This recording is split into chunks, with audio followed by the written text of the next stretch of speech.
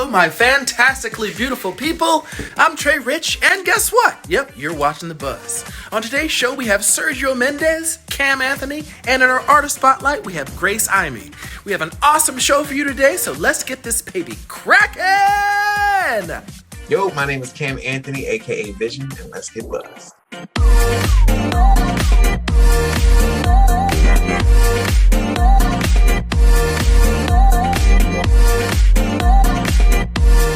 On this episode of Karen's Gone Wild, Amy Cooper, aka Central Park Karen, who falsely called the police on a black man, is now taking her former employer to court, saying they branded her falsely as a racist. Cooper is suing investment firm Franklin Templeton, where she worked before this whole mess, alleging defamation of character, negligence, infliction of emotional distress, and racial discrimination. Oof. Cooper claims Franklin Templeton fired her prematurely without having all the facts. She goes on to say her bosses jumped on the bandwagon that was spreading across the country to portray her as another privileged white female Karen.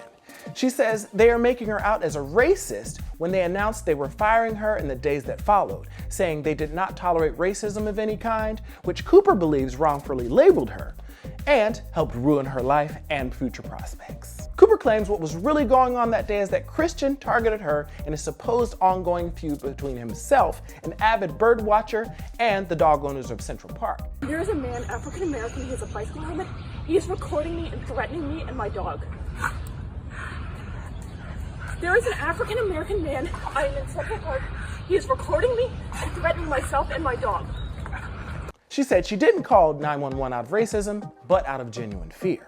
She was initially charged for filing a false report, but that was ultimately dropped. Come on, Amy. What you did was clearly racist, and your privilege card was revoked. So take this loss, get some sensitivity training, and stop making false police reports, and you will be okay. Starting off the show. Sergio Mendes and Friends, A Celebration is a documentary featuring Sergio Mendes with John Legend, Herb Alpert, Quincy Jones, will.i.am, and more, and will be airing on PBS throughout June. The special is a tribute to the pioneering Brazilian artist. We have Sergio and the acclaimed director John Scheinfeld up next to tell us all about it. Well, we worked, John Scheinfeld is the producer, director, and so we spent 2 years together. We went to Brazil, we filmed a lot of stuff down there, and I never saw anything until he called me to see the first cut 2 years later.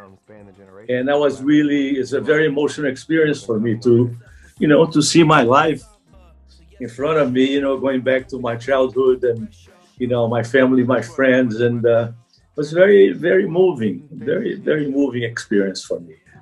Each documentary that I do comes with its own challenges because each landscape is different and needs its own particular navigation.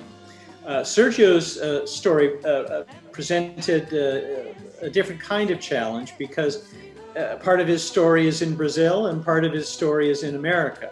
So we ended up hiring a researcher down in Brazil, and I have my own team here in the States. And between the two, we cast a very wide net for the most unusual audiovisual material. And we found all kinds of things. And I think we surprised even Sergio a bit with some of the items that we found.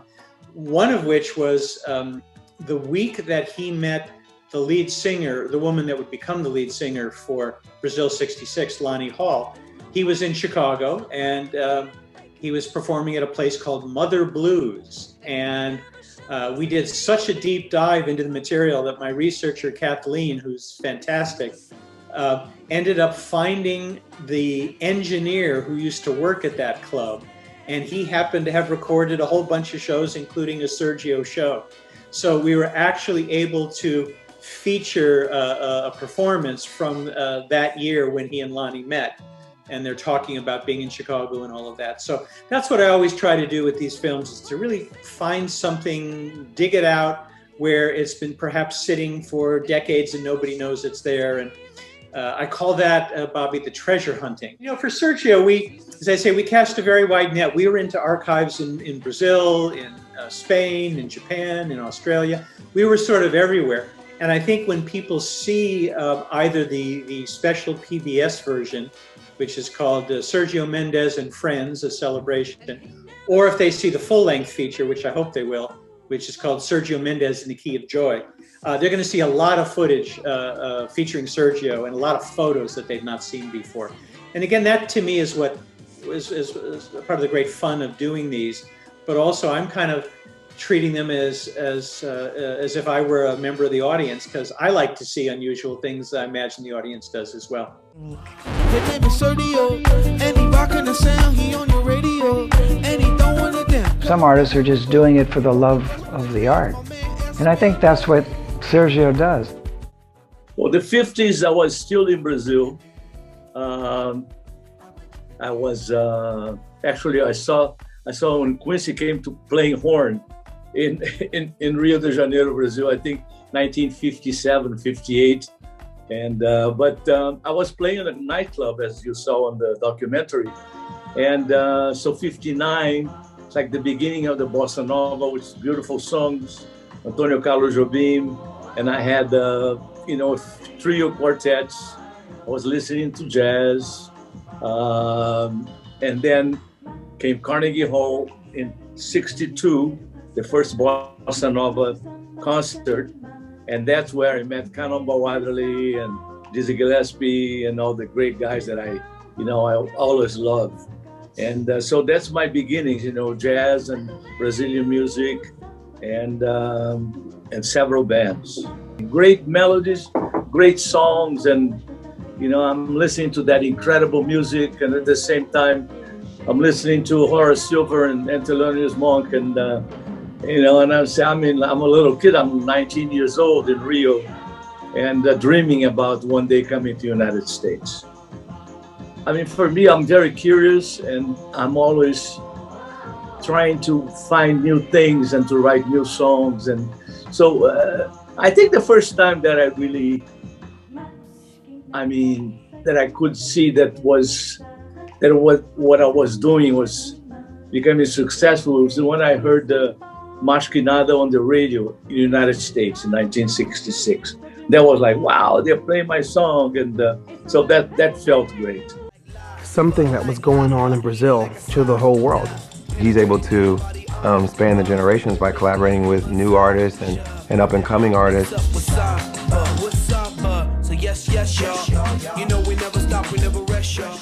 The record company called me at the time and said, listen, we're thinking about doing a documentary about you, and we'd like you to meet, some. So they sent me, 2 or 3 names, and they sent me the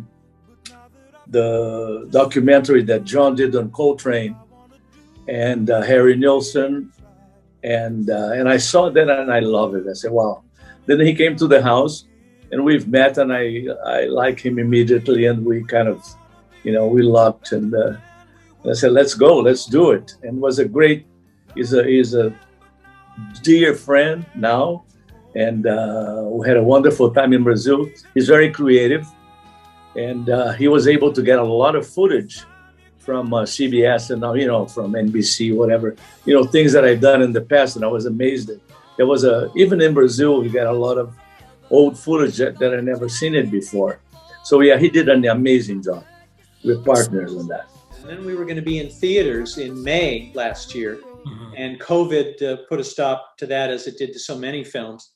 So we sort of had to find a new plan, and the new plan is the PBS sort of teaser, if you will, in June, and then the full version will be out streaming. We're not quite sure exactly the platforms. We're in conversations with a lot of them, but it'll be starting to stream on October 1st. Nice. So for all of your fans out there, please take a look. Could be Amazon, could be Netflix. We're not sure quite yet.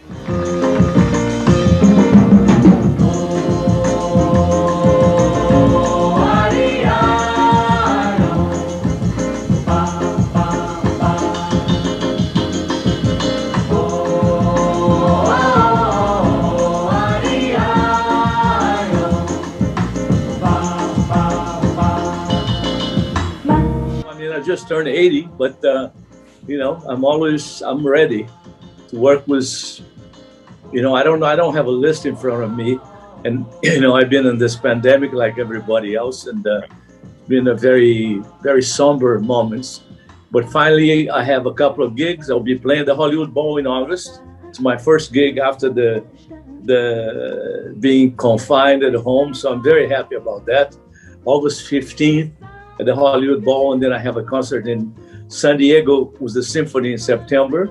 Okay. And then, I hope to be working, because I love playing. I love going out. It's been too long for me to be home, and I miss playing. I miss my band, and I still love it.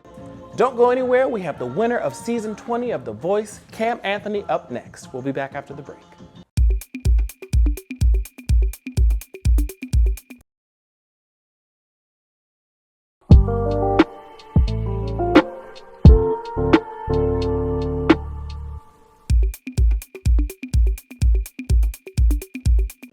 "19-year-old Cam Anthony gave us all weekly flawless performances to make his coach Blake Shelton an 8-time winner on this season of The Voice." We have Cam up next to tell us all about his amazing journey.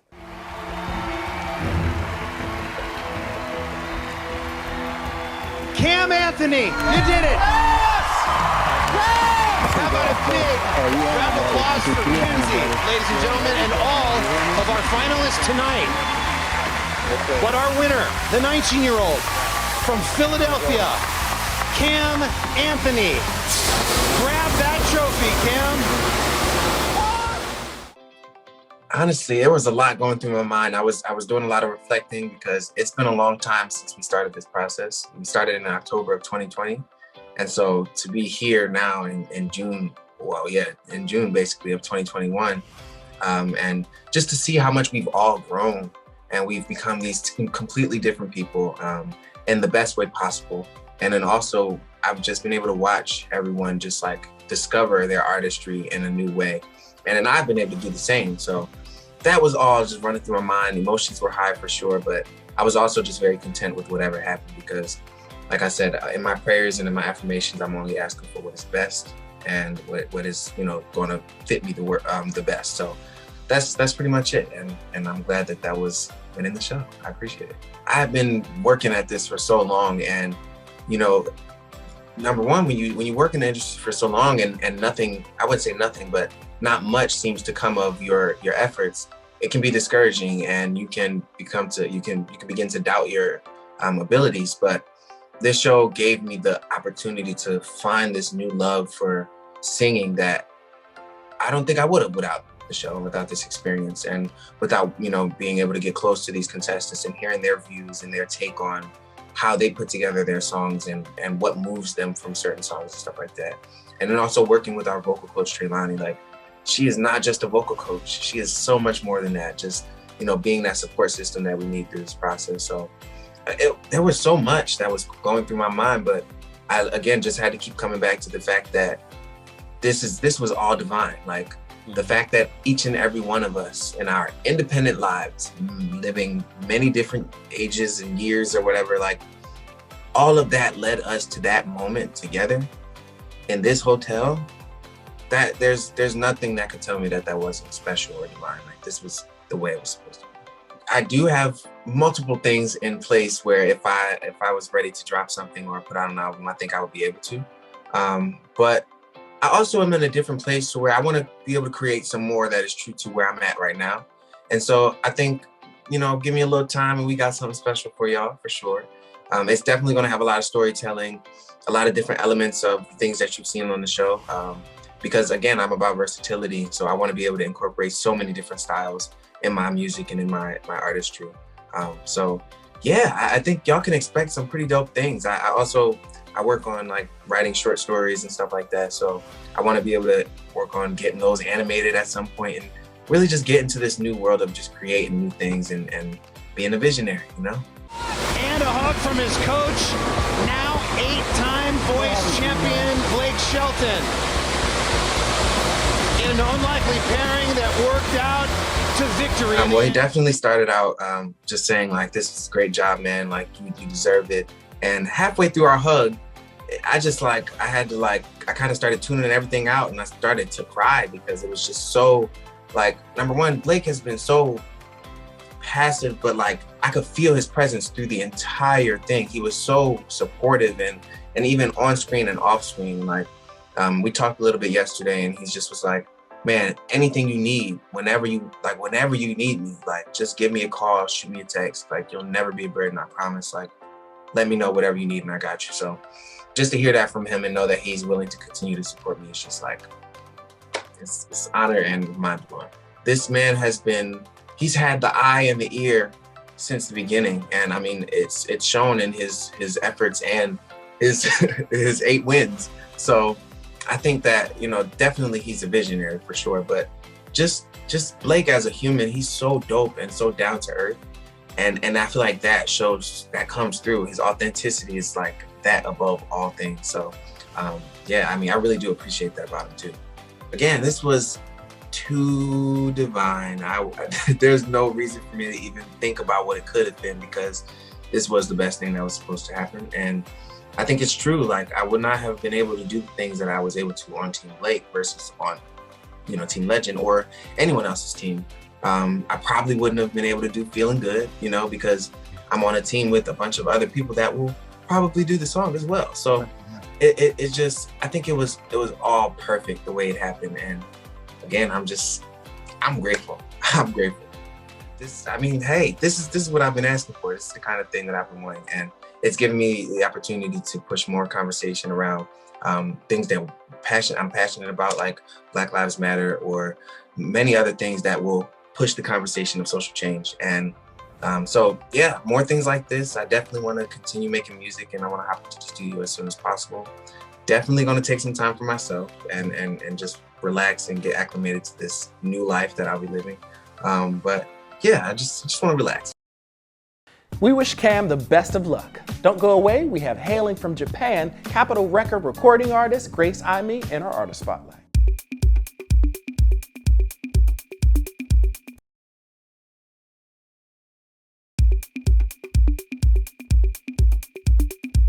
Japan-born singer-songwriter Grace Aimi has released her eagerly awaited debut EP, Picnic, on Capitol Records. Picnic showcases the 20-year-old artist's bright and airy but emotionally honest brand of R&B pop. Let's check her out. Hi, my name is Grace Aimi. I am a singer-songwriter from Okinawa, Japan. And I just started doing music like not even a year ago.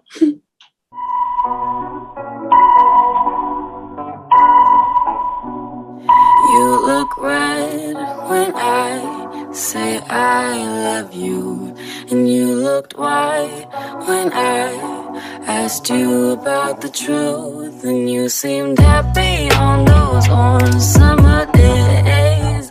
It was an interesting road, if I say the least. My little brother and I, we still do a YouTube channel, and we started doing that when I was in middle school, and that kind of just started with, you know, just us kind of farting around like, oh, I can sing a little bit, you can play ukulele, why not make it? And then we started doing covers and people really started listening and watching it. And then I think one day in high school, I just realized that I could write.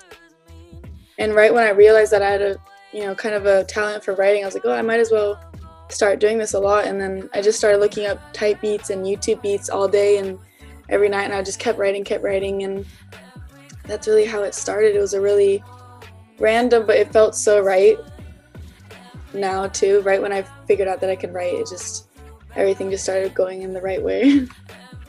Technically, the first song I actually wrote, I think, in middle school was about my grandpa. And my grandpa had dementia before he passed, and I wrote a song that was kind of based off of Finding Nemo. And he was Dory, I was Nemo, and so it was just a one-liner. It was just, hi, my name is Nemo, your name is Dory, you don't know me, but I know your whole story. And I wrote that in middle school, and that was the first time I was like, oh, like, you know, I might have some, you know, like talent with this. And then, but in high school, it was either Friend Zone or this song that I've called Candy. I haven't released yet, but yeah, it was Friend Zone or Candy. Those are the two first like official songs that I ever recorded. I think growing up, I've always had a bunch of different cultures around me. I had the Okinawan culture as probably the most main and the most significant culture to me. And then I had my American culture from my dad and my American family side. And then I had my Japanese culture, and that was from school. And everyone around me always listened to different genres. There was never one genre that was playing. Like, I would go from the car that's playing reggae, going into my school that's playing just Japanese music. And I think all of that showing up in the way I was brought up just showed me never to keep it to one thing. Just because if I feel like making, a more jazzy sound that day, I'll make that. If I feel like making a complete country sounding tune the next day, I'll make that. And it just showed me never to put myself in a box. And I just kind of do what I feel like doing that day. I know a couple people in the music industry in Japan, and everyone's really supportive. And everyone, right when I started doing it, everyone's like, oh, you do you. And everyone was sending me messages like, you have something special to yourself. Never change. You're born yourself for a reason. Don't change that, and then you'll be fine. So for me, I really like to focus just on my music and keeping myself and people around me feeling happy, because I think that's what really reflects in my music. But I've never really focused on, in the best way possible, I've never really focused on people outside of myself when I'm doing my craft. Mm-hmm. Like if I think it's good, and if my friends around me think it's good and it feels good, then it must be the right thing. I just dropped my first official EP, which is really exciting. And that song has 6 songs in my EP, and 5 or 4 that were already out, and then 1 new song. And I think every song is it shows a different feeling that I have throughout my life. Like Open shows when I'm, it's exactly like the word, when I'm really open and when I'm kind of accepting everything. Rainbow is more of a sad, sultry love song. Eternal Sunshine I actually wrote the day before I wrote Open. Those are in the 2 days after each other. And that day, when I wrote those 2 songs, I kind of had an image of what I wanted my EP to be right away. It's like, these songs just feel really bright and happy to listen to, so that's going to be what my first project is going to be. But I think the whole EP as a whole is just really uplifting, but it has enough waves of emotion in it to not get tiring. All my socials are Grace Aimi, and my Instagram only is Grace Aimi Official. And Aimi is spelled A-I-M-I. But yeah, all my socials are the same, Grace Aimi Official. Grace Aimi Official. And I have a website now, for my first official website, graceaimi.com. Hi, my name is Grace Aimi, and you've just been buzzed.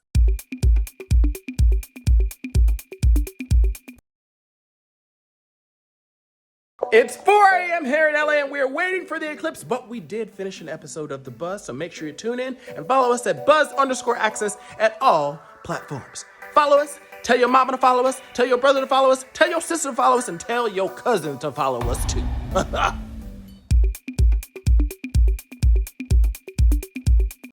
Well, that's all we have. Special thanks to Grace Aimi, Cam Anthony, the legendary Sergio Mendes, and John Scheinfeld.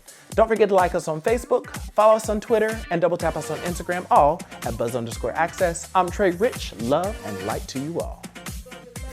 Seemed happy on those orange summer days. And you look sad when your yellow fades away. If you could just explain to me what all your colors mean, then I'll know.